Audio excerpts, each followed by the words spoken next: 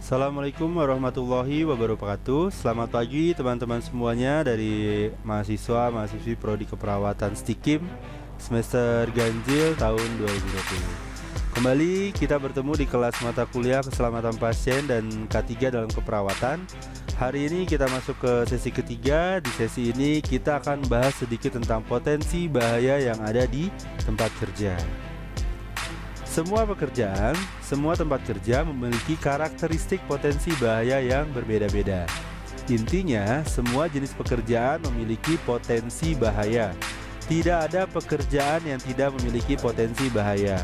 Semua tempat kerja, semua pekerja tentunya memiliki resiko terkena potensi bahaya yang ada di tempat kerjanya masing-masing. Namun, tingkat keparahan atas resiko dari potensi bahaya tersebut tentunya akan berbeda antara satu pekerjaan dengan pekerjaan lainnya. Yang bekerja di sektor migas misalnya, di industri migas tentunya potensi bahayanya akan berbeda dengan orang yang bekerja sebagai perawat atau tenaga medis di rumah sakit.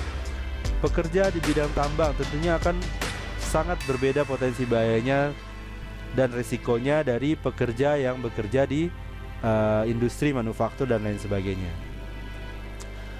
Potensi bahaya sesuai dengan PP nomor 50 tahun 2012 adalah kondisi atau keadaan baik pada orang, peralatan, mesin, pesawat, instalasi, bahan, cara kerja, sifat kerja, proses produksi dan lingkungan yang berpotensi menimbulkan gangguan, kerusakan, kerugian, kecelakaan, kebakaran, peledakan, pencemaran, dan penyakit akibat kerja. Jadi segala sesuatu yang ada di tempat kerja, segala sesuatu yang ada di tempat kerja yang bisa menimbulkan kerugian, bahkan sampai kematian, menimbulkan kerusakan lingkungan, peledakan, kebakaran, sampai dengan penyakit akibat kerja, disebut sebagai sumber potensi bahaya. Sumber bahaya bisa berasal dari banyak faktor. Bisa dari faktor manusianya atau pekerjanya, misalnya perilaku saat bekerjanya yang tidak aman, yang kurang aman, lalu bekerja sambil bercanda dan lain sebagainya. Bisa juga dari faktor peralatan yang digunakan, misalnya pemakaian peralatan tidak standar. Harusnya peralatan tersebut diperbaiki dulu baru digunakan, tapi karena terburu-buru ingin menyelesaikan pekerjaan, akhirnya peralatan yang ada yang tidak standar digunakan. Nah, itu bisa berpotensi menimbulkan kerugian atau menimbulkan kecelakaan kerja bagi si operatornya atau pemakainya. Lalu bisa juga dari mesin yang digunakan, misalnya resiko terjepit mesin.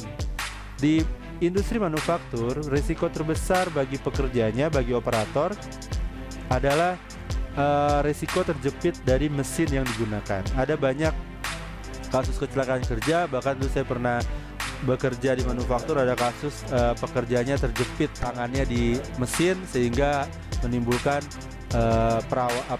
diharuskan menjalani perawatan di rumah sakit dan penyembuhan dalam waktu yang cukup lama. Bisa juga dari instalasi yang tidak baik, misalnya ada instalasi listrik yang tidak standar. Nah, ini bisa menimbulkan potensi bahaya listrik, resikonya orang bisa tersengat listrik dan lain sebagainya. Bisa juga dari cara dan sifat kerja dan proses produksi yang dijalankan di perusahaan tersebut, di tempat kerja tersebut. Nah, jika kita melihat dari sumber bahaya dibagi menjadi 5, yaitu bahaya fisik, bahaya kimia, bahaya biologi, bahaya ergonomi, dan juga bahaya psikososial. Apa itu bahaya fisik? Jenis-jenis bahaya fisik ini sebenarnya jenisnya sangat banyak, tidak terbatas hanya 1, 2, 3 potensi bahaya yang masuk ke dalam kategori bahaya fisik. Contoh dari bahaya fisik, kategori bahaya fisik adalah bahaya bekerja di ketinggian lebih dari 1,8 meter, lebih dari 180 cm, itu masuk dalam kategori bekerja di ketinggian. Jadi kalau ada pekerja atau operator yang bekerja di ketinggian lebih dari 1,8 meter, dia harus dilindungi oleh alat-alat pelindung diri dan penilaian resiko yang dilakukan sebelumnya. Lalu ada juga bahaya kebisingan. Misalnya tempat kerja yang bising bisa menimbulkan resiko tuli, resiko noise hearing loss atau pengurangan fungsi pendengaran. Pekerja yang bekerja di area kebisingan lebih dari 85 desibel, jadi NAB untuk kebisingan ada di angka 85 desibel, wajib menggunakan atau wajib diberikan alat pelindung diri. Lalu juga ada bahaya fisik, suhu dingin, suhu panas. Nah itu harus ada pengendalian sendiri karena bisa menimbulkan heat stress dan lain sebagainya. Lalu ada potensi bahaya fisik kategori pencahayaan. Pencahayaan yang kurang terang bisa menimbulkan kerusakan atau pengurangan fungsi penglihatan. Misalnya pekerjaan yang membutuhkan ketelitian yang lebih jeli, itu tingkat pencahayaannya harus lebih baik dibandingkan orang yang tidak pekerja yang tidak butuh ketelitian yang lebih jeli. Lalu juga ada faktor bahaya fisik getaran dan juga radiasi. Nah, radiasi ini mungkin lebih banyak kalau di rumah sakit, di industri medis gitu ya, di industri kesehatan, mungkin lebih ke petugas X-ray, radiografer gitu ya, yang mengoperasikan petugas menjalankan mesin X-ray. Nah, dia bisa terkena potensi bahaya dari radiasi. Lalu yang kedua, potensi bahaya kimia. Setiap bahan kimia, baik yaitu berbentuk cairan, baik itu bahan kimia atau material kimia yang berbentuk gas, uap atau debu, yang bisa menimbulkan keracunan, lalu dia reaktif, sifatnya radioaktif, mudah meledak, sifatnya iritan dan sifatnya korosif, itu masuk ke dalam kategori bahaya kimia. Di rumah sakit dan di laboratorium dan industri lainnya, tentu penggunaan bahan kimia tidak bisa dihindari. Nah, untuk tempat kerja yang menggunakan bahan kimia, tentu pengendaliannya harus diperhatikan agar bahan kimianya tidak bisa menimbulkan atau tidak menimbulkan kerugian bagi tempat kerja dan juga bagi si pekerjanya sendiri. Lalu yang ketiga ada faktor biologi. Faktor biologi adalah faktor bahaya yang disebabkan oleh makhluk hidup, misalnya bakteri, lalu bisa virus seperti sekarang. Kita sedang menjalani wabah atau sedang mengalami pandemi wabah virus corona. Nah, ini bisa dikategorikan sebagai bahaya biologi. Selain bakteri, virus bisa juga disebabkan oleh jamur, bisa juga disebabkan oleh tanaman. Misalnya ada tanaman yang beracun yang kita tidak tahu ini jenisnya apa, nggak sengaja terkena getahnya bisa menimbulkan misalnya gatal-gatal dan lain sebagainya. Lalu bisa juga dari binatang, ular, lebah, tikus dan lain sebagainya, itu bisa kita kategorikan sebagai faktor bahaya biologi. Lalu dari yang keempat adalah faktor bahaya ergonomi.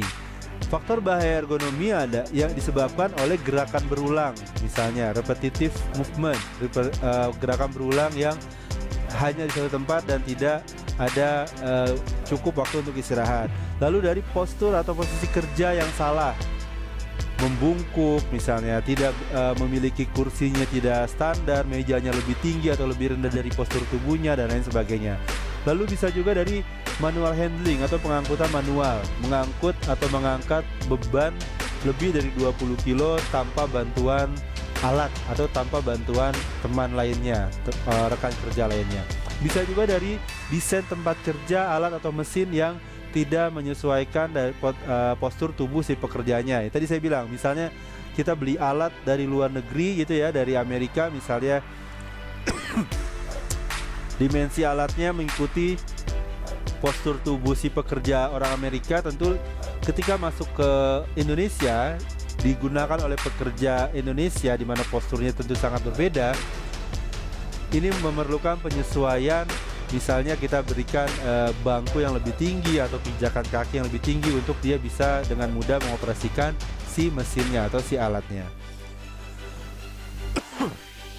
Lalu yang terakhir ada faktor psikososial. Nah, psikososial ini bisa menimbulkan resiko stres kerja. Bisa juga menimbulkan kekerasan. Jadi udah ditimbulkan oleh kekerasan di tempat kerja. Misalnya ada faktor senioritas dengan junioritas, misalnya junior harus hormat sama pekerja senior, kalau tidak hormat ya bisa diancam oleh kekerasan. Bisa juga dialami oleh pekerja wanita, misalnya mengalami pelecehan seksual. di suatu pabrik misalnya yang pekerja wanitanya banyak, terus supervisornya dipegang oleh 1 atau 2 orang laki-laki, ini bisa menimbulkan potensi bahaya pelecehan seksual.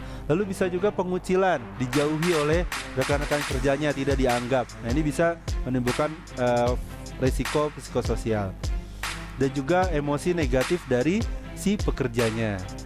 Udah stres, tertekan, dilecehkan, mengalami kekerasan, dikucilkan, akhirnya dia mengeluarkan emosi negatif dalam dirinya. Baik, itu sedikit tentang penjelasan potensi bahaya di tempat kerja. Sampai sini dulu pertemuan sesi ketiga kita hari ini. Semoga video pembelajaran ini bermanfaat bagi teman-teman semua. Dan kembali kita diskusi bukan di channel YouTube, tapi kita diskusi di Google Classroom. Silakan join kembali di Google Classroom-nya. Nanti link untuk video pembelajaran dan juga link gabung kelas di Classroom saya akan saya berikan kepada si pennya. Akhir kata, terima kasih atas perhatiannya. Assalamualaikum warahmatullahi wabarakatuh.